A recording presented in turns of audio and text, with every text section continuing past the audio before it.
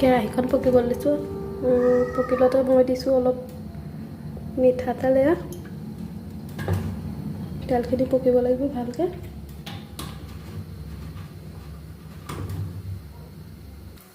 তেলখিনি ভালকৈ পকা হৈ গৈছে এতিয়া দিছোঁ ইয়াত অলপ পিঁয়াজ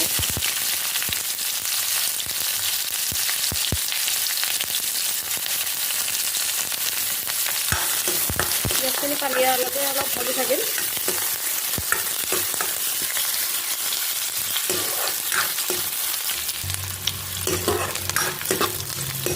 পিঁয়াজৰ কালাৰটো অকণমান ব্ৰাউন নিচিনা হৈছে কাটি থোৱা বিলাহীখিনি দি দিম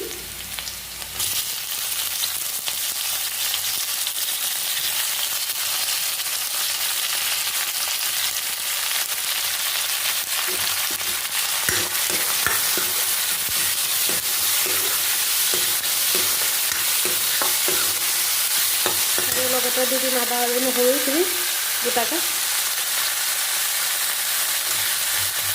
লগতে দি দিম জলকীয়াটো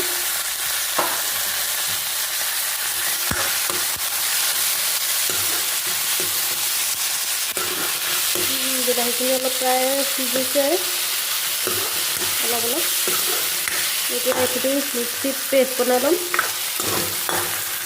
এতিয়া কেৰাহীখন আকৌ এবাৰ গৰম কৰি ল'লোঁ গৰম কৰি ইয়াত অকণমান তেল দিছোঁ আকৌ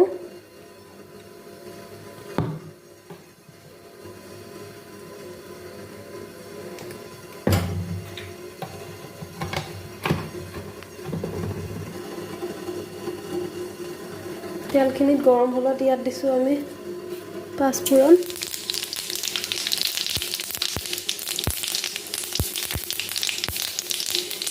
অলপ দিছোঁ জিৰা গুড়ি অকণমান দিছোঁ ধনিয়া গুড়ি অকণমান দিছোঁ গৰম মছলা আৰু দিছোঁ ৰেড চিলি কালাৰৰ কাৰণে এতিয়া ইয়াত আমি পেষ্টখিনি বাকি দিম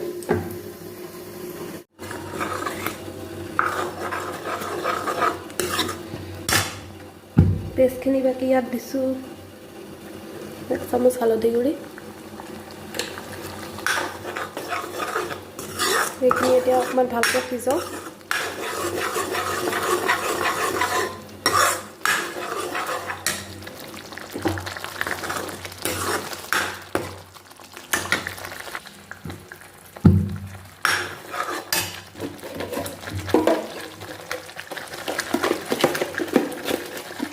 ইয়াত দিছোঁ অলপ নিমখ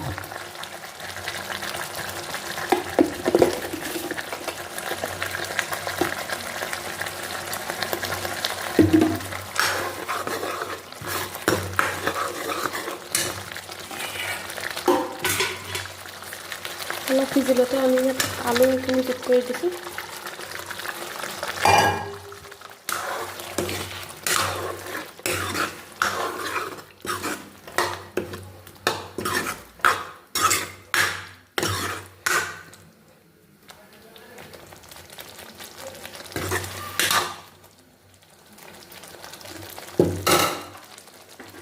আলুখিনি সিজালৈকে অকণমান দেৰি ঢাকোন দি থৈছোঁ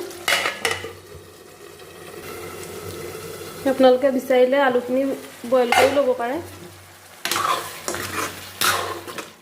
ইয়াত ডাঙৰ আলু ঠাইত গুটি আলু ব্যৱহাৰ কৰিব পাৰে আপোনালোকে আলুখিনি সিজা হৈ গৈছে এতিয়া ইয়াত দিছোঁ চয়াবিন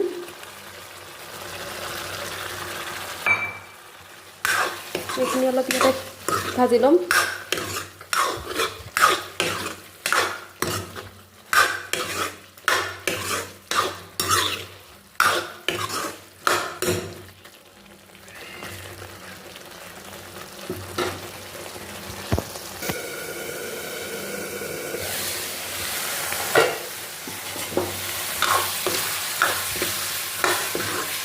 এতিয়া ইয়াত কেঁচা মটৰখিনি দি দিম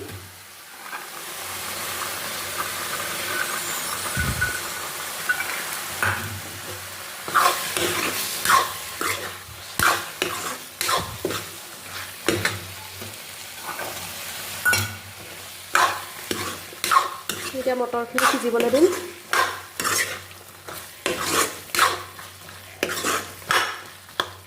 মছলাৰ লগত মিহলি হওক মটৰখিনি।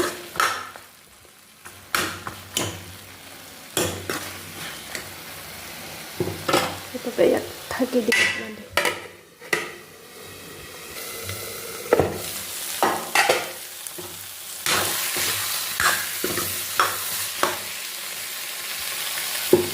এতিয়া ইয়াত গৰম পানী দিম।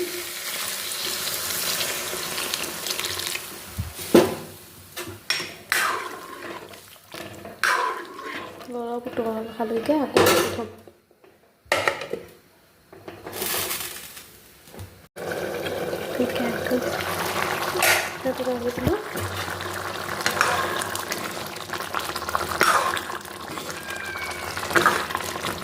অলপ উতলিবলৈ দিম।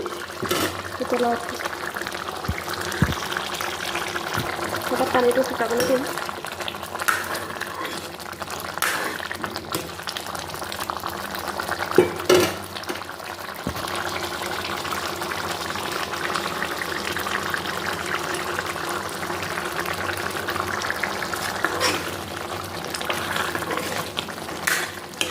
জোলটো গ্ৰেভি হৈ যাবলৈ হৈ গৈছে।